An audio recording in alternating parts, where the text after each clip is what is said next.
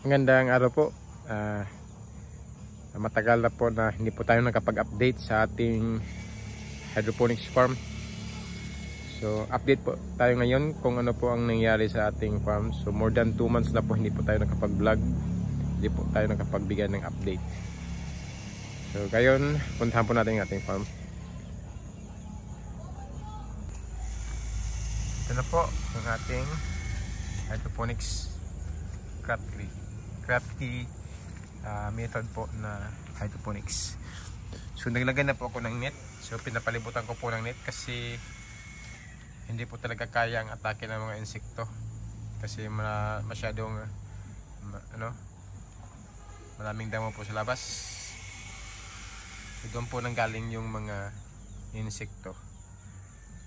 So ito malapit na pong matapos yung ating harvest ngayong week. So weekly po yung ating harvest. So next week po ito na naman po yung ating i-harvest. Ito hanggang sa dulo. So ito yung ating itatanim ngayong Sabado. Bukas ito naman yung susunod. So ito po ay Almighty variety. Magsisimula pong harvest nito 4 days from now po. Pero pwede na po itong ma-harvest kung sakaling may bibili. Pero yun, ubusin po muna natin yun. Ubusin po muna natin yun ngayon tsaka hanggang linggo. So ito po yung ating Almighty hydroponics.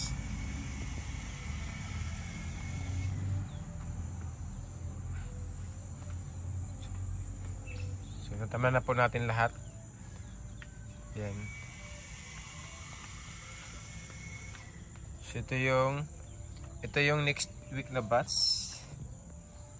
So after that next week ito na naman. Tapos after dito ito na naman. So 5 batches po ang mga litos natin dito. Yan. Ito po ay nasa almost 1 week after transplanting. Ito po yun. So next week po ito na batch. So ito yung kasama sa ngayong week na ito. Hindi dapat ubusin ngayon. Yan. So ang capacity po ng hydroponics greenhouse na to ay nasa 5,000 heads po. 5,000 heads. So far po maganda naman ang tubo ng ating crafty method na hydroponics. So gamit ang design na ito. So merong hollow block lang na pang frame para sa ating mga foam.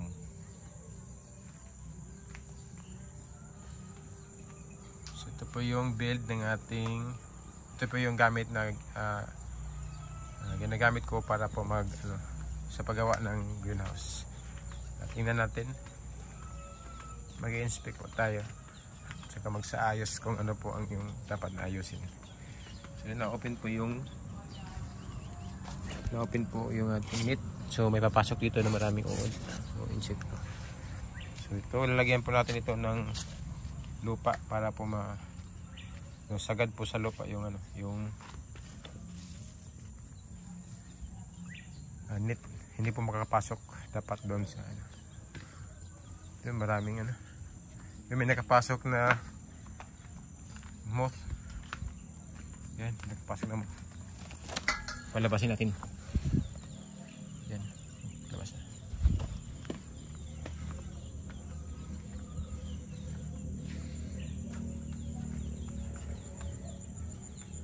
Yan.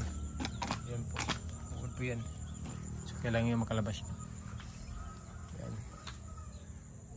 Kasi pag hindi nakalabas, hindi mapatay, iitlog yan doon sa ating mga litos.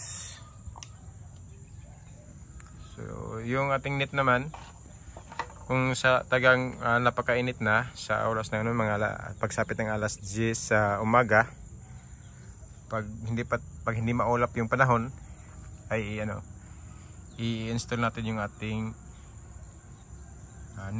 net shade. Pero kung sakaling maulap naman at hindi masakit sa balat yung init, so hindi natin nilalagyan ng shade net. So ito po yung ating hydroponics farm update.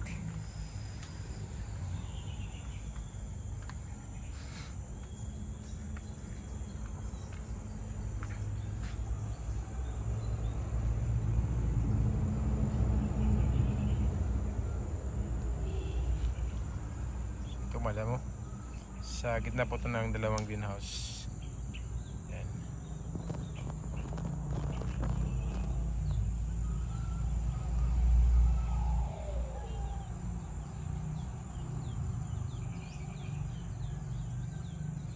So, yun po yung ating update ngayon. At maraming salamat po sa panonood.